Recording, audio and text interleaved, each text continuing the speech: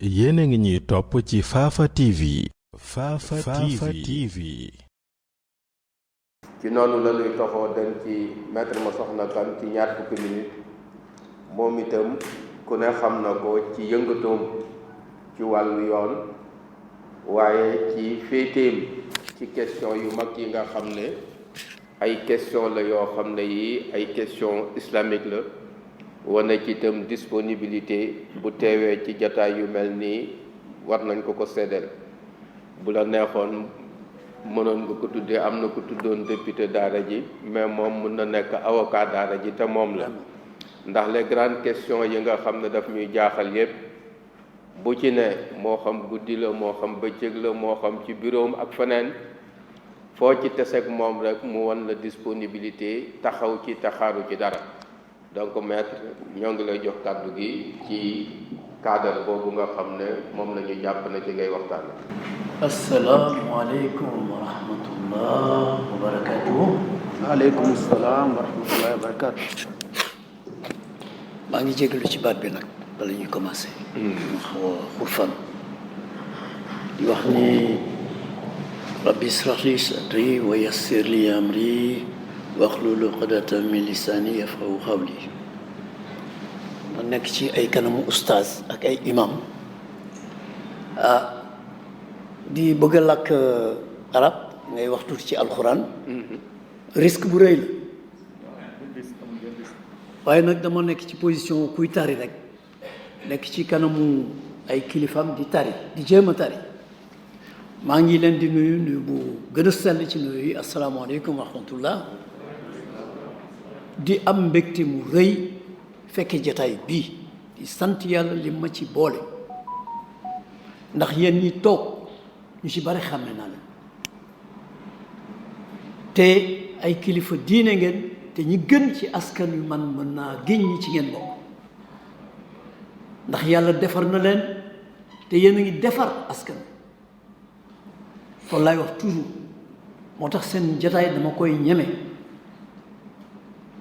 di wax ni liñ ma sas nii temps biñ ma jox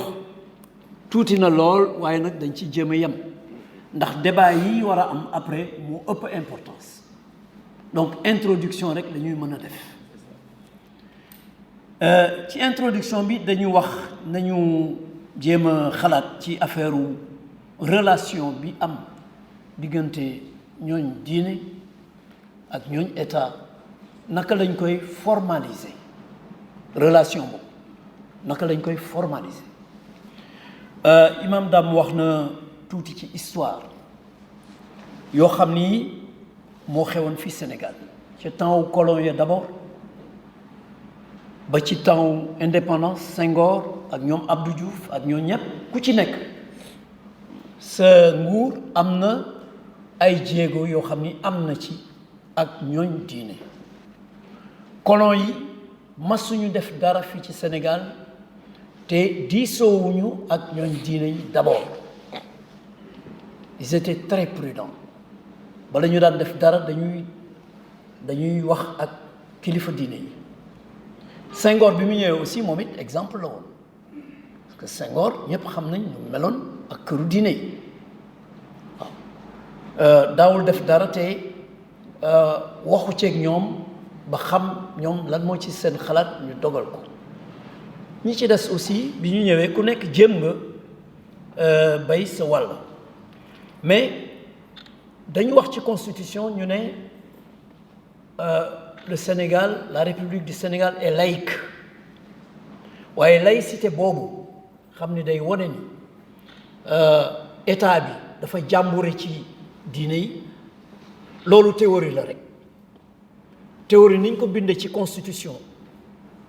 théorie boobu rek moo ci nekk mais ci pratique bi ci réalité yi ci li nga xam ni moom la ñuy gis chaque jour mooy diine moo ŋànk Sénégal ñooñ diine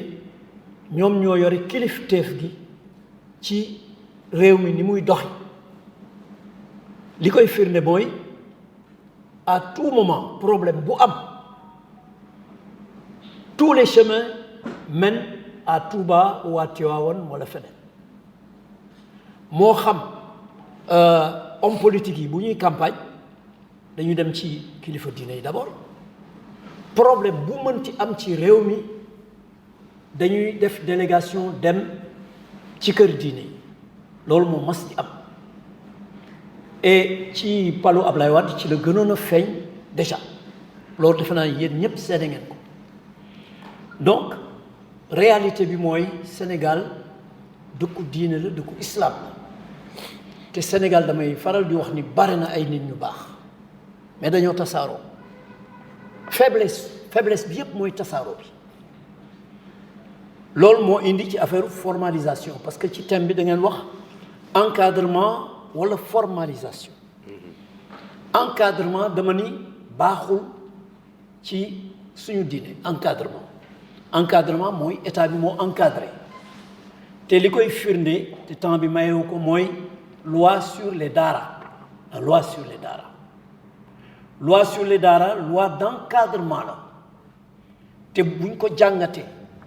te loi boobu mi ngi ci circuit pour ñu adopté ko buñ ko jàngatee yéen li ngeen yoroon lépp ci pouvoir d'organisation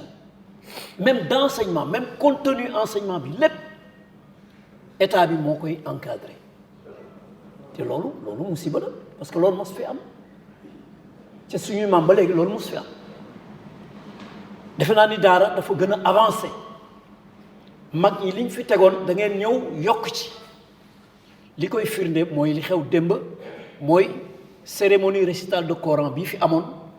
te at yi passé yépp ñu gis ndam li l'islam di indi li alxuraan di indi ci Sénégal masul am ci benn domaine yéen a ko liggéey ñépp a leen amee njukkal état bi xam na ko te état bi bu fekkoon jox delloo na leen njukkal danañ gën a jàppale askan wi danañ gën a jàppale waa daara yi te defe naa ni loolu tôt ou tard danañ ci àgg mais pour le moment encadrement baaxul ci daara mën nañ ko développer loi bii may wax firnde yu leer la que ni encadrement baaxul ci ñaareel bi mooy code de la famille il y a 50 ans il y avait le conseil supérieur islamique du Sénégal lii mooy procès verbal bi nga xam ne moom la kilifa yi defoon en 1972 le 13 mai 1972 ñi nga xam ne ñoo ko signé woon composition baa ngi nii je crois que document yëpp am na fii ñi ko signé rapport bi ñu defoon comme ni mu ko waxee rejeté article code de la famille yooyu xam dafa contre diine dafa contre alxuraan ñi ko signé woon mi ngi nii El Hadj Seydou Nourou Tall El Hadj Abdoul Aziz Sy El Hadj Cheikh Ahmadou Mbacké le 13 mai 1972 la ñu rejeté woon li nga xam ni ci code de la famille yépp